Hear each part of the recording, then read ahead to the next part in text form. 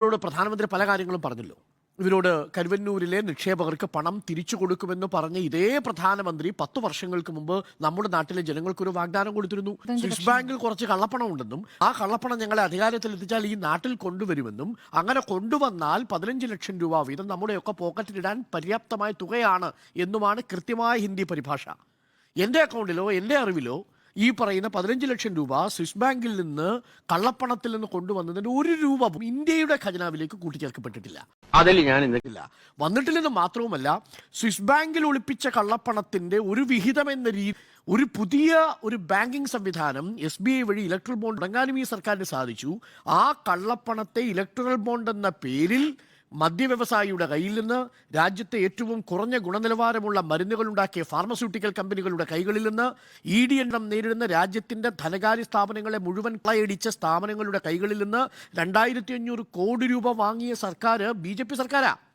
ആ സർക്കാരിന്റെ നയിക്കുന്ന പ്രധാനമന്ത്രി കരുവന്നൂരിൽ വന്ന് പാവപ്പെട്ട നിക്ഷേപകർക്ക് പണം കൊടുക്കുമെന്നൊക്കെ പറഞ്ഞാൽ എന്ത് പ്രഹസനമാണ് സജി എന്നും കണ്ടെത്തിയിട്ടില്ല. 50 രൂപയ്ക്ക് പെട്രോൾ കൊടുക്കാമെന്നും ഡീസലിന്റെയും വില വർദ്ധിച്ചാൽ ഈ എങ്ങനെ സാധാരണക്കാരായ മനുഷ്യർ ജീവിക്കും എന്നുള്ളത് പറഞ്ഞത് ഉറപ്പ് കൊടുത്തത് ജീവിക്കാൻ സാധിച്ചിട്ടില്ല. CSDSന്റെ സർവേ പ്രകാരം ഇപ്പോഴും തൊഴിലില്ലായ്മയും പണപ്പിരിവും വിലവർദ്ധനയും ഒരു പ്രധാനപ്പെട്ട വിഷയമായി നിൽക്കുന്നു. അതിനെ മറികടക്കാൻ ഈ സർക്കാരിനൊന്നും ചെയ്യാൻ കഴിയുന്നില്ല, പകച്ചു നിൽക്കുകയാണ്. ഗ്യാസിന്റെ വിലയാവട്ടെ, ഇന്നിപ്പോൾ ചർച്ചയിൽ പറയായിരുന്നു, ഉടുപ്പിയിൽ പോയി ഒരു സാധാരണ ചായ കുടിച്ചിട്ട് വരുമ്പോൾ 14 രൂപ മുതൽ 24 രൂപ വരെയാണ് അവിടെ ഈടാക്കുന്നത്.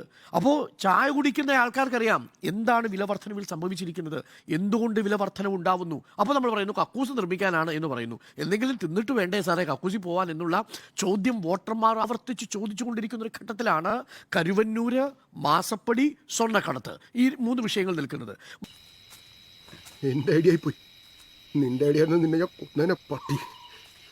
ഇത് 26-ാം തീയതിയോടുകൂടി ഈ 3 പ്രധാനപ്പെട്ട വിഷയങ്ങളും ഈ ചർച്ചയിൽ നിന്ന് തന്നെ പോകും എന്നാണ് ഞാൻ മനസ്സിലാക്കുന്നത്. അതുകൊണ്ട് സുജയ നേരത്തെ പറഞ്ഞതുപോലെ കരുവന്നൂരിലെ നിക്ഷേപകരുടെ വിഷമങ്ങളിൽ നമ്മൾ പങ്കുചേരുന്നു. പക്ഷേ ആ വിഷമങ്ങളെ മുതലെടുക്കാൻ വരരുത്.